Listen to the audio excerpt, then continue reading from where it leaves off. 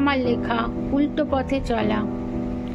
রাজার তখন মধ্য গগন, অহংকারের শেষ সিঁড়িতে, সব কিছুতেই উঁচু গলা, উচ্চ স্বরে কথা বলা, এগিয়ে চলে দাপিয়ে ভুবন, শাসক শোষক দুই সারিতে।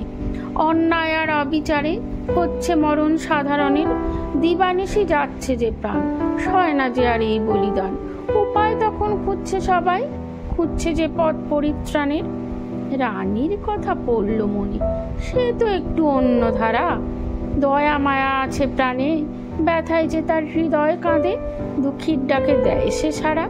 সবাই মিলে ছুটল তখন রানীর খোঁজে এদিক ওদিক, প্রাণে নিয়ে অনেক আশা, আনন্দ আর ভালোবাসা, হৃদয় মাঝে খুশির ঝিলিক।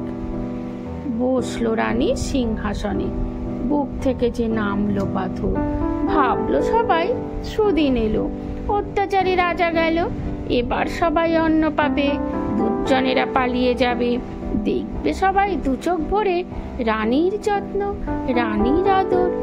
কয়েকটা দিন দিব্যি ছিল, ফুরফুরে এক দক্ষিণ বাতাস, পাড়ায় পাড়ায় দূরে দূরে রবীন্দ্রনাথ গানের সুরে, সবাই মিলে নিচ্ছি তখন বুকটা ভরে বিশুদ্ধ শ্বাস।